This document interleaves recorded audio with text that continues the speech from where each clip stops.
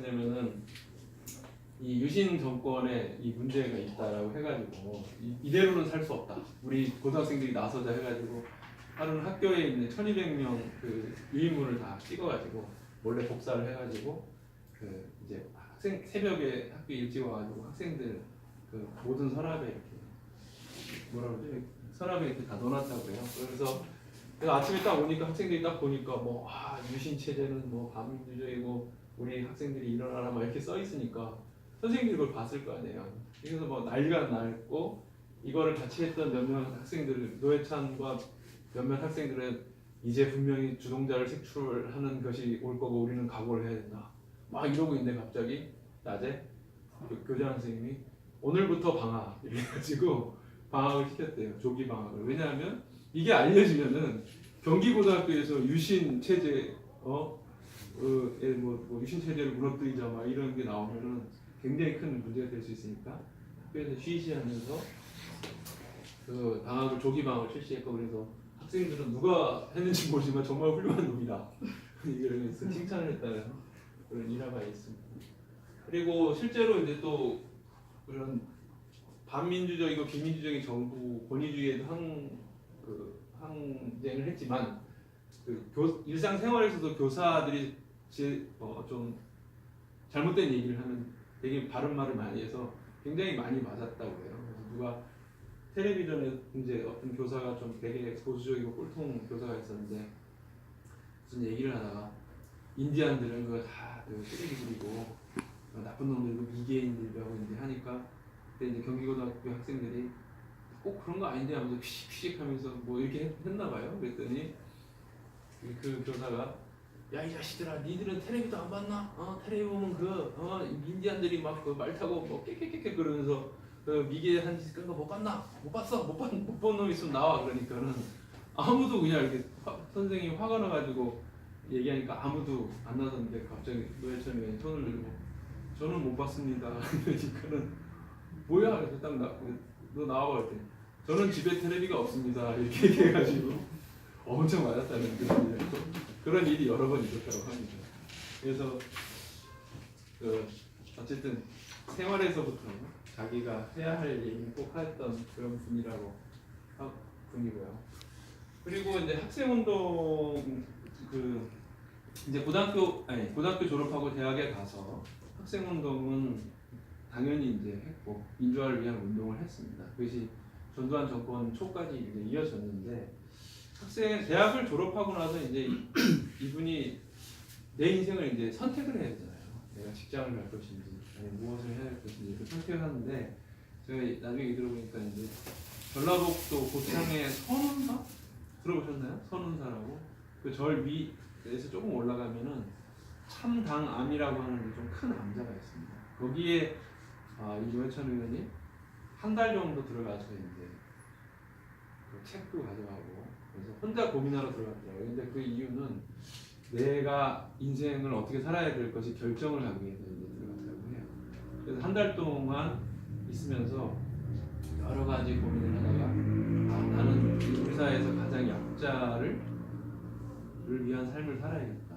그러려면 노동운동을 해야 되겠다. 이렇게 결심을 하고 나왔다고 합니다. 그래서 이제 이 인터뷰를 통해서 그게 알려졌는데 그 소식을 듣고 그 얘기 인터뷰를 보고 그 참당암이라는 거기에 주지스님이 계시거든요. 그게 선운사 주지스님이 좀 나이가 선운사 주지로 은퇴하시고 글로 올라가셨어요. 참당암 주지로. 근데 그 인터뷰를 보더니 내가 좋아하는 노회찬 의원이 여기서 한 달 동안 자기 인생에 대해서 고민했구나 해가지고 전화가 왔어요 저한테. 노회찬 의원 여름에 올해 한 5월달? 5월, 6월쯤에 저한테 전화가 왔었는데 한번 노회찬 의원님 한번 여기 다시 한번 들러주시면 좋겠다고 큰 영광이겠다고 그러면서 만약에 그게 된다면 만약에 필요하다면 자기가 당원으로 가입하겠다 정의당 당원으로 뭐 이런 얘기까지 하셨어요. 그래서 노회찬 의원도 사실 거기 가기로 했었습니다. 여름 때 한번 가봐야 되겠네. 근데 그 약속을 좀 지키지 못했고 중간에 7월 23일 돌아가시게 된 거죠. 그래서 그 조카가 노회찬 의원의 조카가 이제 국회에서 추모제할 때 조사를 한 적이 있잖아요. 그때 이제 무슨 얘기했냐면은 내가 작은 아버지에게 한번 너무 고민되는 일이 있어서 어떻게 판단을 하고 선택을 해야 되는지 물어보러 갔을 때 이제 작은 아버지, 그러니까 노회찬 의원이 자기한테 해준 얘기가 뭐냐면, 네가 고민해 볼 때 이 길을 택하는 것이 너한테 가장 힘들고 고통스럽다고 생각되는 일을 골라. 그게 가장 나중에 후회가 없고 남는 거다. 근데 이 길이 나한테도 마음에 들고 택하기 쉬운 길은 뭐 고민할 필요가 없잖아요. 그냥 내가 그냥 가면 되는 거잖아요. 근데 이 길을 선택하는 게 굉장히 고통스럽다. 그럼에도 불구하고 이걸 선택할 것이냐 말 것이냐를 결정하는 이유는 그 길이, 그 선택이 굉장히 가치 있는 일이기 때문이라는 거거든요. 그래서 그 가치 있는 일을 선택하는 것이 너 개인적으로 인생에서 굉장히 중요한 역할을 할 거다, 이렇게 얘기를 했다고 하는데, 아마 그 참담함에서 한 달 동안 기관에서 내린 결론이 그런 거가 아닌가 싶습니다. 그래서 82년에 서울 영등포 청소년 직업학교에서 이제 정기용접 기능사 자격증을 취득하는데, 사실은 좀 노회찬 원내대표가 노안이고 그 당시에 졸업하실 때 나이가 한 25, 26, 7이었는데 그때 청소년 직업학교에서 자격증을 용접 자격증을 땄다니 이제 어린 친구들하고 같이 따지 않았을까 싶고요. 그래서 82년도에 인천의 현대자동차 그 계열사인 현대공정의 하청회사에서 용접공무를 지내다가 이때 3년 동안 월급을 받아본 게 인생에서 정규적으로 받아본 거의 유일한 겁니다. 국회의원 되기 전에. 그런데 이 노동운동을 하면서 85년에 숙배가 되면서 그것도 이제 끝난 그런 상태가 되었죠. 그러면 노회찬이라는 정치인은 왜 노동자들과 함께하는 삶을 택하려고 했는가? 이 사람이 바랬던 노동자들의 바람직한 삶은 무엇인가를 제가 이제 다른 나라의 예를 들어서 한번 말씀을 드려보겠습니다. 이 나라는 노동자의 70%가 노동조합에 가입되어 있는 나라입니다. 우리나라는 몇 프로죠? 우리나라는 10% 정도밖에 되지 않습니다. 민주노총, 한국노총 다 포함해서 10% 정도고요. 비정규직 임금이 정규직보다 비슷하거나 좀 더 많은 나라입니다. 실제로 그렇습니다. 2006년인가 이제 이 나라에 사는 어떤 우리나라 교포가 이 나라가 정말 독특한 나라다 하면서 어떤 그 언론에 내가 칼럼을 쓴 적이 있는데, 뭐가 있었냐면은 그 나라의 간호사들이 파업을 했다는 거예요. 정규직 간호사들이. 근데 파업하면서 요구사항이 이제 여러 가지인데 그 중에 하나가 뭐냐면, 우리도 비정규직 간호사처럼 수당을 많이 줬으면 좋겠다. 이게 그 당시 요구사항이었습니다. 그러니까 왜 그럼 비정규직 간호사, 그러니까 비정규직이 정규직보다 수당이 많은 데는 한 3배 정도 많다고 그래요. 근데 그 이유는 정규직은 고용이 안정화되어 있지 않은 측면이 커서 언제든지 이제 나갈 수 있는, 또 계약이 끝나면 나가야 되는 그런 좀 불안정층이다 보니까 수당을 많이 준다는 거죠. 그런데 그 수당이 막 3배나 차이가 나니까 우리도 정규직이랑 안정적이긴 하지만 너무 차이 나는 건 좀 문제 아니냐. 좀 비정규직만큼 우리도 수당을 달라고 파업을 했다는 얘기가 있을 정도로 비정규직에 대해서 좀 갭을 줄여주거나 처우를 개선하려고 노력하고 있는 나라고요. 이 나라는 그래서 좀 특징이 상대적으로 구조조정이나 이런 게 좀 자유로운 나라입니다. 아주 좀 독특한 특징이 있는데, 그래서 그러다 보니까 좀 실업이 자주 발생하는 측면이 있거든요, 이 나라에서. 그래서 실업을 하면은 우리는 지금 현재 최대 한 8개월 주나요? 많이 주면은 6개월인가요? 네.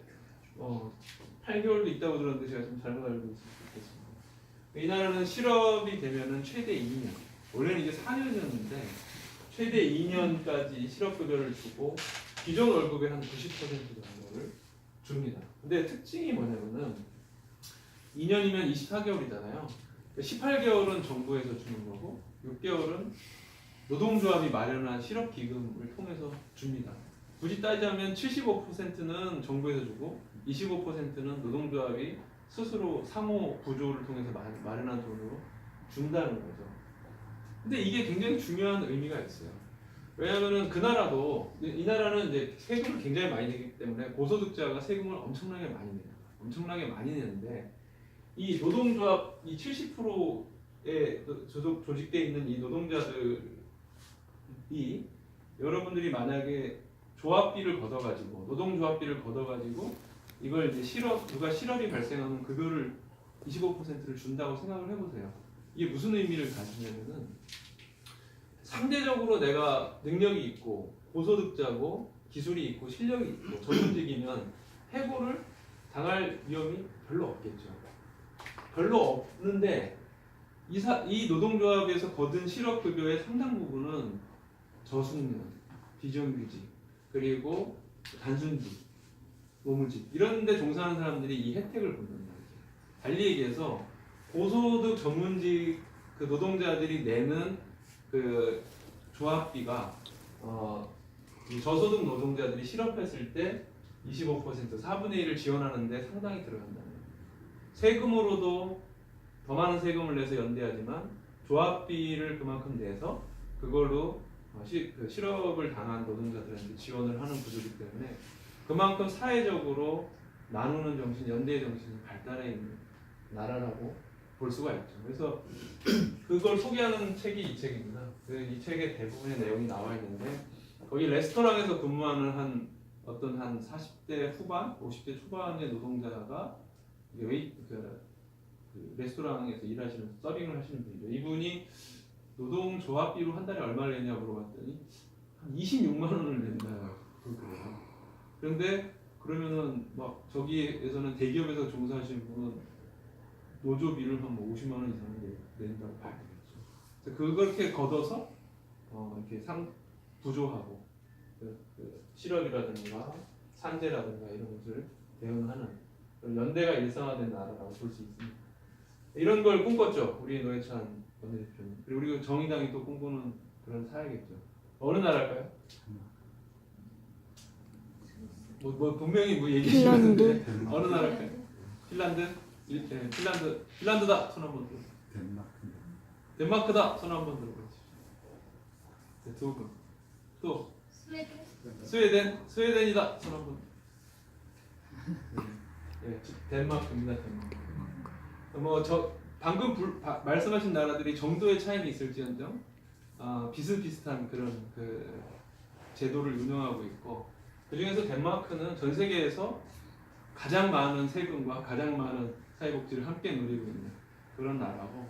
근데 이 많은 그 양의 세금과 어떤 그런 조합비나 이런 것의 상당 부분은 고소득자들이 감내한다는 거죠. 그래서 그 나라 이제 그 인터넷 뭐 이렇게 들어가서 댓글들을 보면 그런 게 되게 많대요.